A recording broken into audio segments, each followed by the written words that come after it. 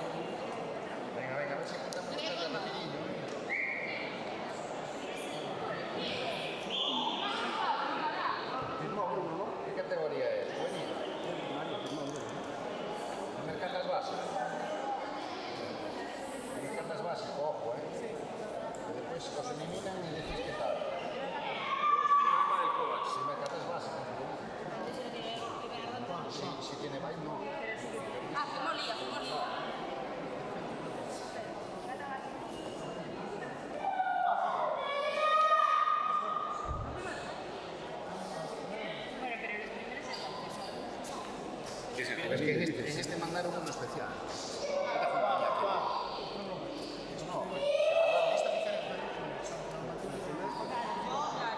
Espera un momento.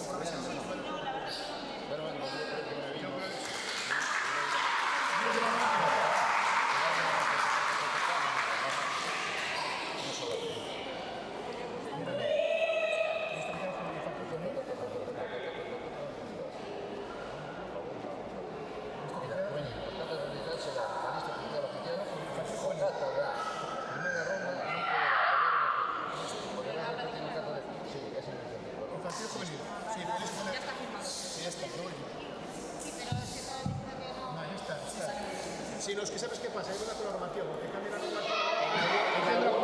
Entiendo que pasa. Ponen diferente. Y en este me parece.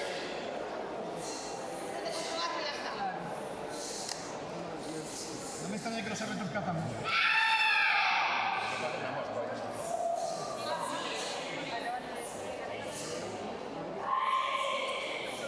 ¿Qué categoría es? Juvenil, no, ya está.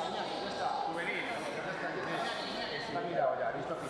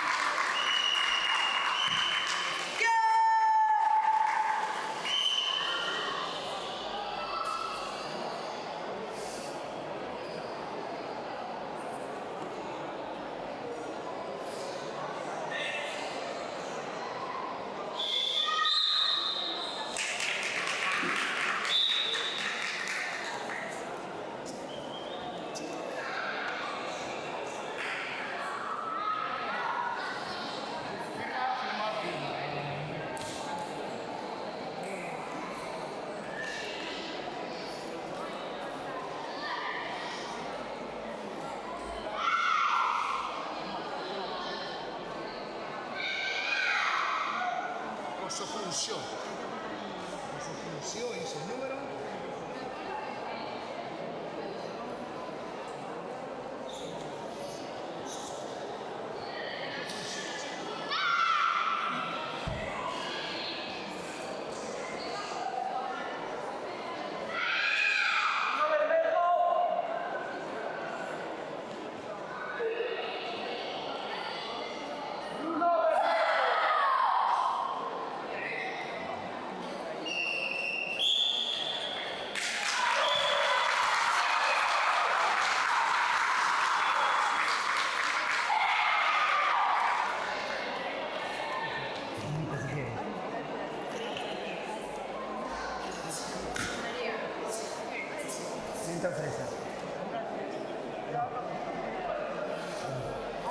A mí me gusta mezclar.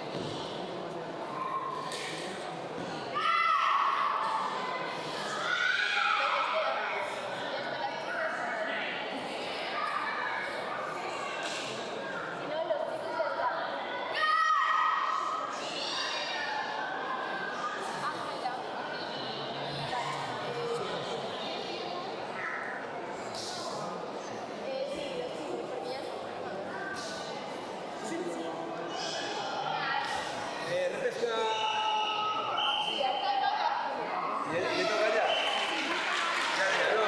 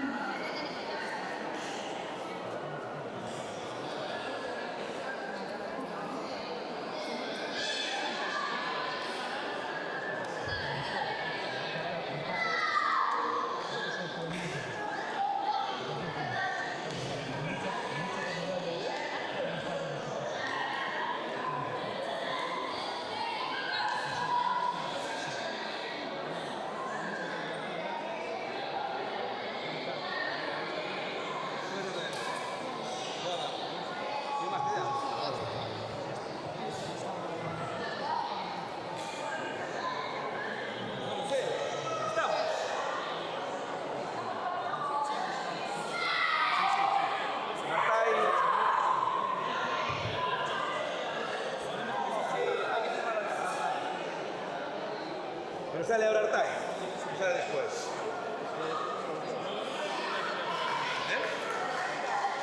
Están los dos. Falta el otro, claro, falta.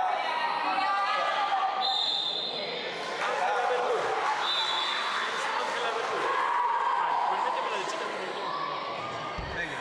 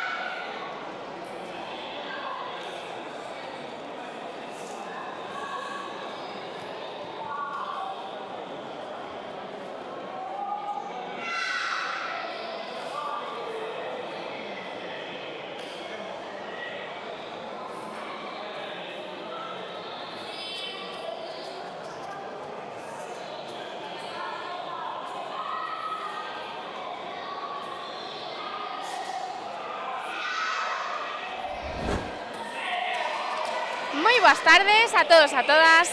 Nesta ocasión atopámonos coas nosas medallistas na categoría de cata alevín femenino. Moi boas tardes, chicas. Moi boas tardes. Moi boas tardes. Bueno, primeiro darvos a noraboa por conseguir estas medallas. Contádenos, cal é o vosso nome e de que club ides? Ariadna Álvarez Guadarrama do Club Gin Sport. Lara Álvarez Ocampo do Club Gin Sport. Bueno, chicas, para vos foi unha sorpresa conseguir esta medalla ou xa o esperabades? Las dos. Non sei. Bueno, as dúas non sei un pouco mesmo, dicides máis dúas. Estabas nerviosa antes de sair? Sí. Moito, moito, moito. Moi nerviosas, bueno, pero a pesar dos nervios saíron vos as catas super ben, verdad? Sí. Sí. Bueno, e cal credes que foi a cata que a mellor vos saiu hoxe? Por igual.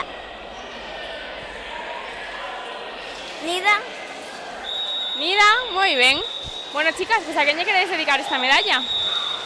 Se la dedico a mi club, a mi familia, a la que me está haciendo la entrevista ahora mismo porque es mi hermana, a mi entrenador porque también es mi padre, y a mi madre porque está en el máster y está... ¿Cómo se dice? Claro, y está muy... Y tiene que estudiar todo el día, digamos. Eu dedicolle a Ariadna, a meu pai, a miña nai, a meu entrenador, a Héctor, a Nerea, a Anxo, a miña familia, a miña avoa, sobre todo, o meu club. Y también a mi prima Lara. Pois dende aquí, para todos eles, moitas grazas pola entrevista, chicas, e enhoraboa de novo. Moitas grazas. Moitísimas grazas.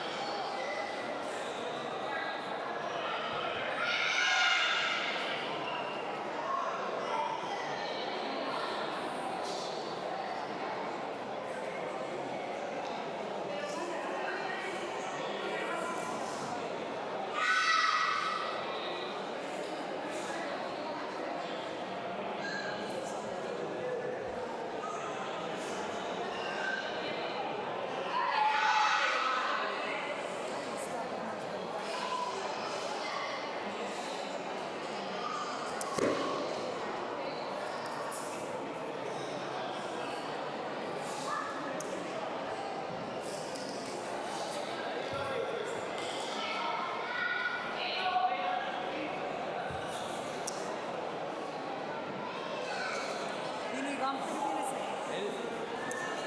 ¿Y no? Que Iván está allí, pero viene ese campeón.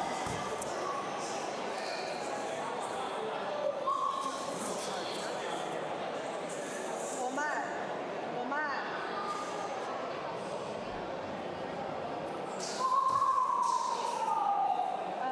Iván. ¿Está? Coño, lo perdí.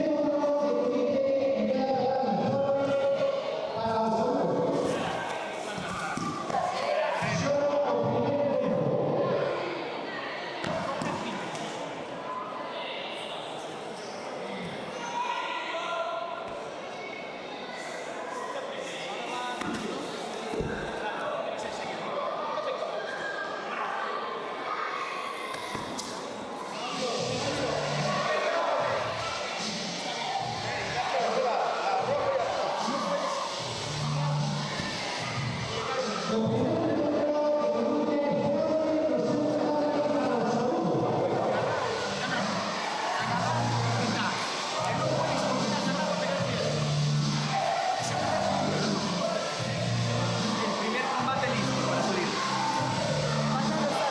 Tiene que estar ya listo.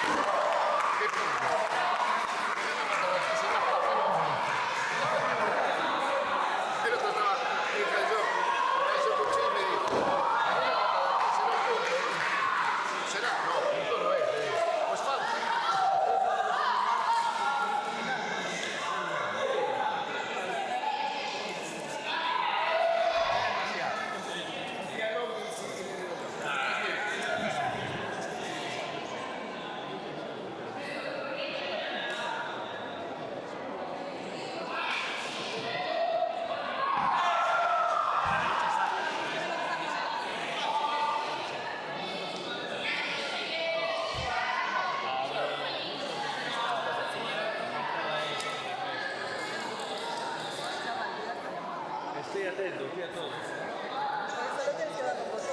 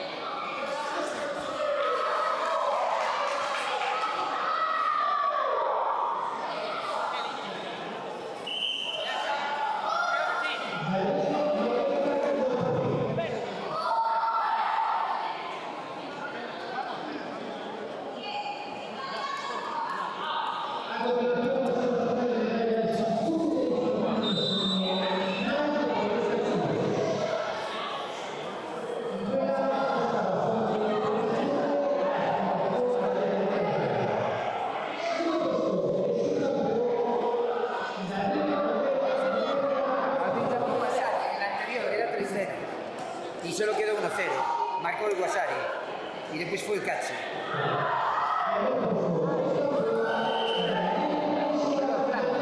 Que se está cayendo todo el rato.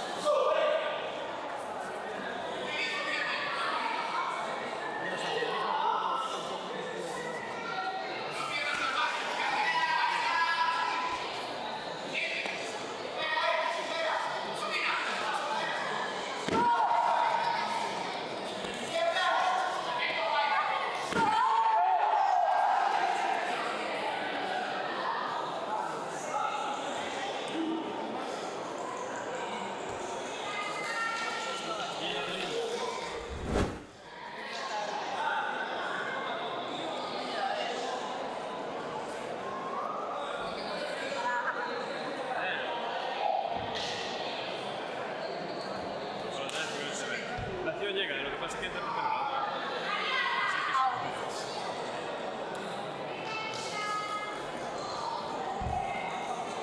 Sí, lo tengo.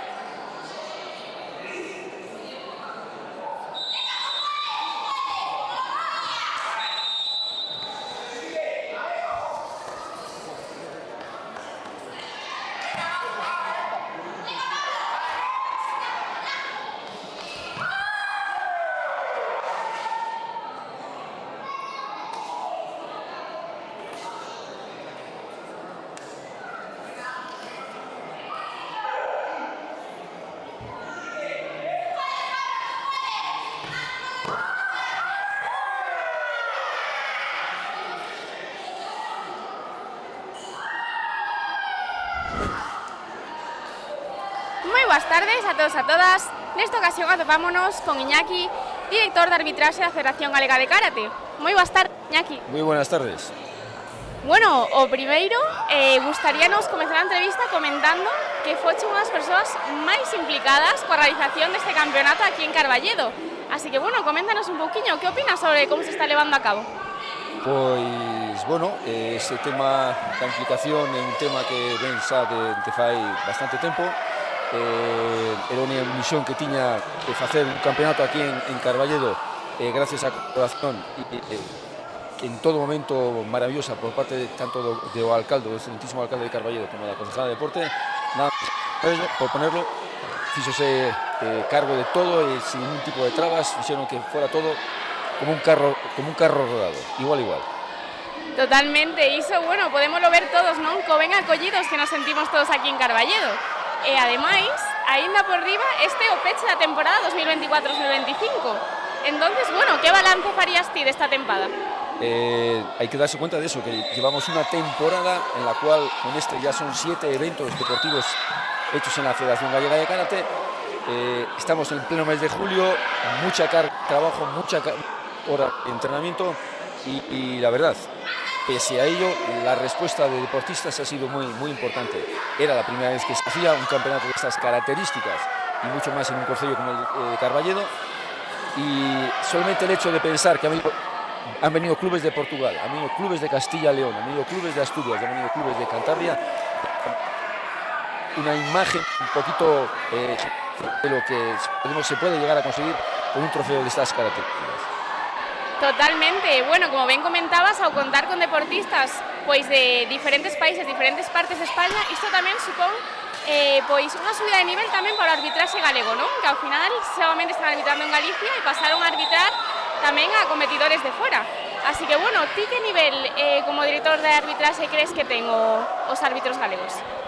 Estamos hay que tener en cuenta que estamos en un periodo de punto de inflexión en cuanto a tanto a calidad como a cantidad de árbitros. Es decir, por culpa de la pandemia hubo ahí un bajón muy grande en cuanto al número de árbitros a nivel autonómico, sobre todo árbitros muy veteranos, ¿sí? De contar con una bolsa de árbitros de casi 45 árbitros en Galicia. Tuvimos un momento de crisis muy importante justo en la temporada 21-22, en el cual llegamos a estar solamente 20 árbitros en la federación. Eso supuso un hándicap muy importante a la hora de desarrollar los eventos. ¿Por qué? Pues porque si no hay árbitros no hay competición. Eso obligó a hacer una fuerte labor de mentalización por parte de la federación, por parte del departamento de arbitraje, a los diferentes clubes de que por favor intentaran formar a deportistas como árbitros, y bueno, poquito a poco se ha ido incrementando esa bolsa de árbitros gallegos, pero no tenemos que olvidarnos de que hoy, a fecha de hoy, somos 29 árbitros gallegos, y de esos 29, 15 son autonómicos. Y a pesar de ello, a pesar de que más del 50% de los árbitros que tenemos en la Federación Gallega son autonómicos, yo considero que lo están haciendo muy bien. ¿Que hay mucho camino por recorrer? Sí, es verdad, hay mucho camino por recorrer, pero con ganas, actitud, voluntad y deseo, creo que vamos a conseguir el objetivo de intentar minimizar los errores que se cometen. Seguro que sí, Iñaki, como ben comenta, despois de todos estes campeonatos, todo este entrenamento, bueno, coa túa dirección, seguro que consiguen todos os objetivos. Así que, bueno, se nos podes indicar un poquinho máis especificamente cales crees ti que son os objetivos a curto e a longo prazo para o arbitraxe galego? A corto plazo, intentar todavía incrementar un poquito esa bolsa de árbitros autonómicos, que los que tenemos ya como autonómicos se formen como nacionales B, y mi gran objetivo es que para el año que viene un par de árbitros que tenemos ya que están cogiendo un peso ya un poquito más específico den el gran salto de saltar a árbitros nacionales A. Eso es un salto, una grieta muy grande, que hay que meter muchas horas, hay que meter sobre todo memorizar muchísimo la normativa, que hay que sabérsela como el Padre Nuestro. La normativa hay que sabérsela como el Padre Nuestro para pegar ese salto. Pero bueno, eventos tenemos para ponerlo en práctica, y yo creo que a la larga, con mucho trabajo, con mucha pedagogía, con mucha reflexión, con mucha autocrítica, que repito, fallos se cometen, sí, pero intentando minimizarlos en la medida de lo posible. Yo creo que a corto plazo el nivel arbitral gallego va a verse incrementado en la misma, exponencialmente de la misma manera que lo está haciendo a nivel logístico y a nivel organizativo. Bueno, estaremos todos expectantes vendo como os nosos árbitros galegos aumentan o seu nivel e consiguen grandes logros, como ben nos indicas. E tamén, como comentábamos antes, como estamos falando agora, a Federación Galega de Karate está medrando moitísimo, como ben dicías, tanto a nivel de participación nos campeonatos como con resultados nacionais e incluso internacionais, pero como dicíamos, o número de árbitros non se incrementa tan significativamente.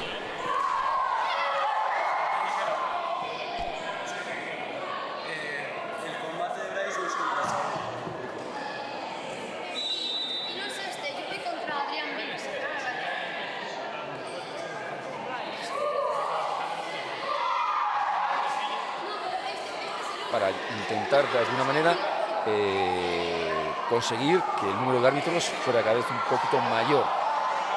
Propuestas de lo más variopintas, desde incluso fomentar el hecho de que clubes que aportaban árbitros no tuvieran que pagar la cuota de inscripción, y castigar a aquellos clubes, entrecomilladamente hablando, aquellos clubes que no presentan árbitros, pues teniendo que pagar una cuota X. Pero a fecha de hoy, lo mejor que se puede hacer es hacer un llamamiento a todos los clubes, desde estas líneas, desde estos medios, a través a nivel federativo, por correos internos, de la necesidad que tenemos de que si queremos llevar adelante este tipo de eventos, que es maravilloso, que implica directamente a los deportistas, si los clubes fueran capaces de entender que se retroalimentan, ¿sí?, consiguiendo que su club tenga 1, 2, 3 o más árbitros, porque eso al mismo tiempo repercute en ellos, porque se desarrollen este tipo de actividades.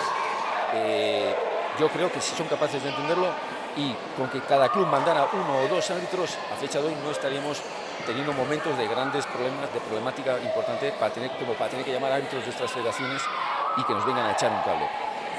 De hecho, esos árbitros que vienen de fuera y ven la organización que tenemos, la distribución, toda la infraestructura que tenemos montada, se llevan las manos a la cabeza, porque es impresionante, es impresionante. Entonces, yo entiendo que a lo mejor esto es una moda, todo el mundo quiere ser coach, todo el mundo quiere ser deportista, pero no nos olvidemos de que solamente hacen falta 2 deportistas para hacer una competición.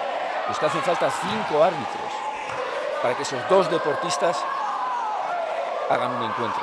Entonces, simplemente desde esta línea se hace un llamamiento a todos los clubes para que tengan ese mínimo de reflexión y decir, vamos a intentar formar árbitros, ¿sí?, para que puedan, de alguna manera, llevar adelante este tipo de eventos tan maravillosos que estamos llevando a cabo. Totalmente, ao final a Federación Galega de Karate ten varios estamentos e non pode medrar correctamente se non medran por igual todos eles, ¿no? Así que, desde aquí facemos un gran chamamento, como nos indicaba Iñaki, a todos os clubes a que, aporten árbitros, se formen, porque isto repercútenos a todos. E, xa por outro lado, tamén compre mencionar que ademais tamén tes a faceta de entrenador, non? Entrenador de karate. Destacando que o teu clube é o único clube galego federado que ten o estilo Kyokushinkai. Que características máis representativas nos podes contar do teu estilo? Es un estilo atípico, ¿sí?, no es un estilo al uso. Sí que es verdad que lo más llamativo de nuestro estilo es la forma que tiene de combatir, ¿sí?, lo que son los combate knockdown, combate al KO. Evidentemente no tiene nada que ver con lo que estamos acostumbrados a ver en estos eventos de CI Kumite, pero es un estilo que se adapta perfectamente, o por lo menos yo así lo he hecho desde que me enseñaron desde pequeñito, que no es incompatible el CI Kumite con el combate knockdown. De hecho, yo era practicante de los dos estilos. Sí que es verdad que a veces se te cortocircuitaban en el cerebro, pero enriquece mucho tener los dos tipos, los dos sistemas de combate, porque todo lo que sea karate al final enriquece. Repito, las características más significativas sería esa forma de pelear, ¿no?, que es un estilo con contacto pleno, no hay limitación ninguna clase, excepto los puños a la cabeza, y el resto, pues nada, intentar que los chavales hagan lo que más les gusta, que disfruten de lo que están haciendo y sobre todo que no se olviden de que están haciendo Karate Do, es lo más importante, están haciendo Karate Do. Totalmente, pois con estas palabras do noso xefe de arbitraxe Iñaki, tamén aproveitamos para darlle visibilidade a este estilo que, como ben nos comentaba, enriquecenos a todos. Así que nada, Iñaki, pois dende aquí, na Federación Galega de Karate, gustaríanos agradecerche o teu espectacular traballo como director de arbitraxe galego. Muchísimas gracias. Es un trabajo que lo hago con mucho orgullo, con mucho honor, no con poco esfuerzo, como cualquiera de los estamentos que están en nuestra federación, pero mientras mi presidente y mientras mi director técnico confíen en mí y confíen en mi subdirector de arbitraje, yo estaré encantado de seguir peleando porque es, repito, es muy enriquecedor ver cómo la federación va creciendo y tú formas parte de ese crecimiento. Sí que me da rabia, a nivel personal, me da rabia que no seamos capaces de crecer como estamento arbitral, no seamos capaces de crecer al mismo ritmo. Soy consciente de que, por alguna manera, limitamos ese crecimiento.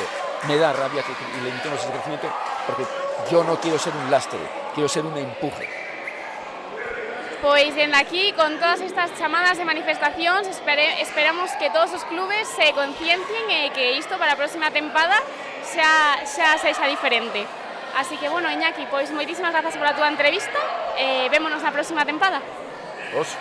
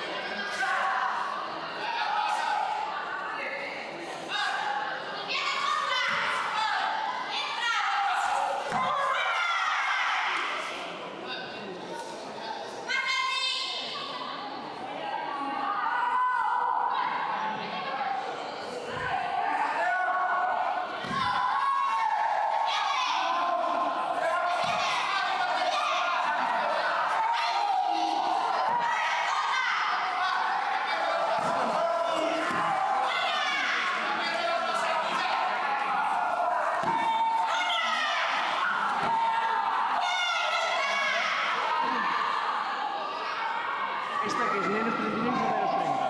Ninguna, ¿no? Dame menos 30. Ya, pero no entiendo. ¿Dónde están los de menos 30? Cógemelos ahí. Cógeme los de menos 30. Toma esto.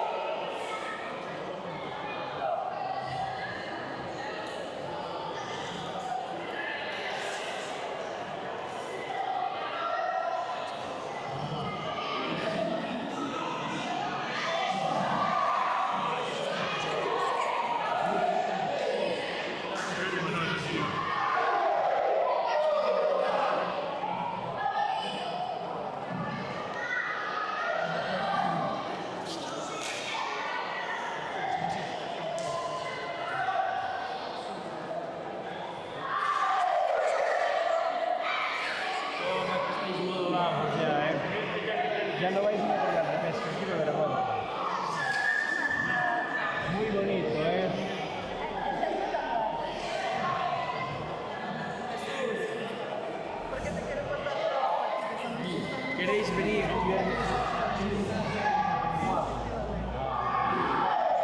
venga que ya acabamos. Nos quedan solo 2. Muy bien.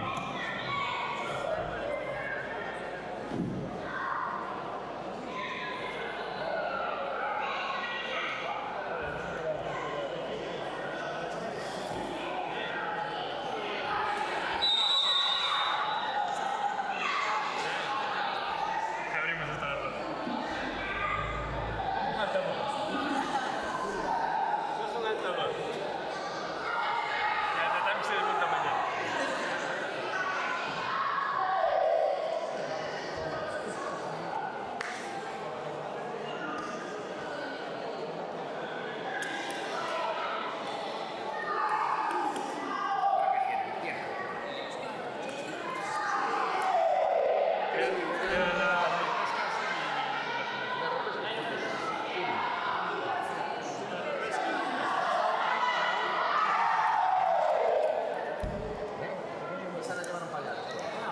No, es la infantil que estamos haciendo, la límite.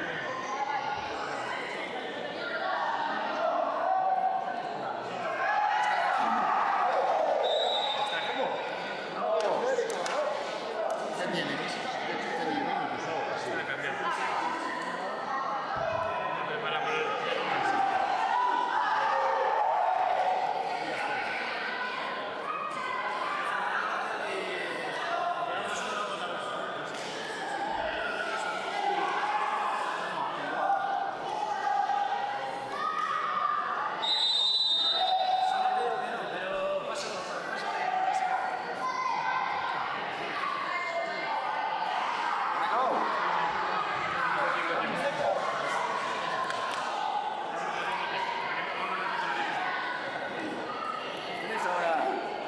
No, ahora no, a las 9.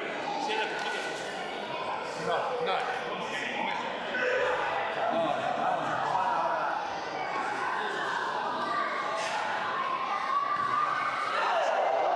No, si quieres. No, que está la concejala. Listo. Está. A la llamada, dile que a las 12. Pero ya vamos a ver.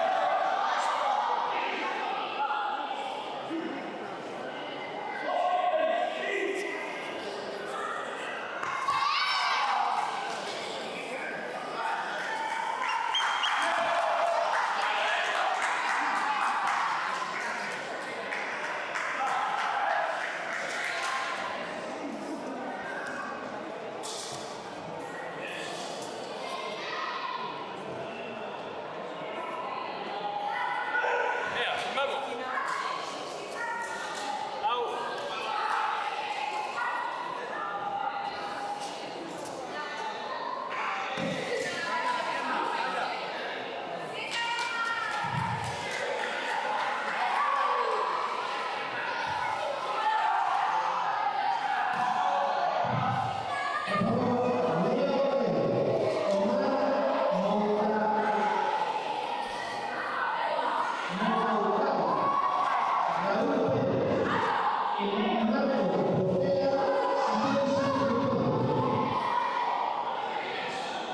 María, María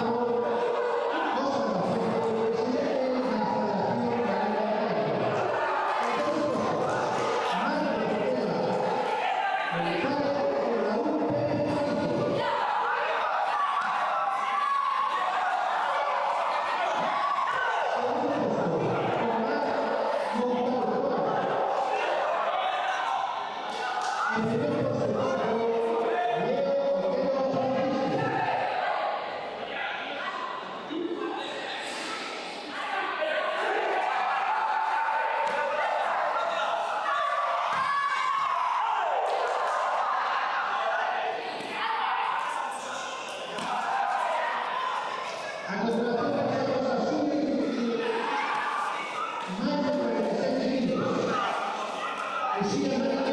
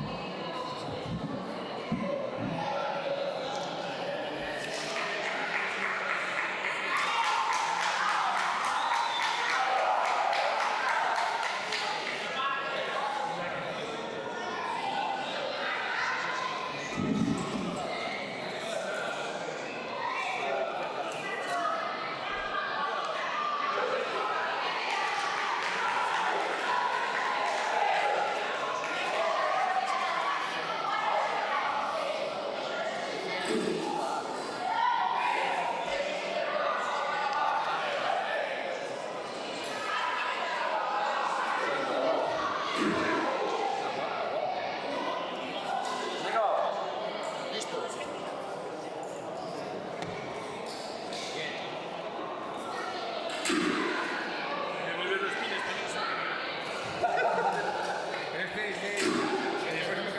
no se puede, no, devolver.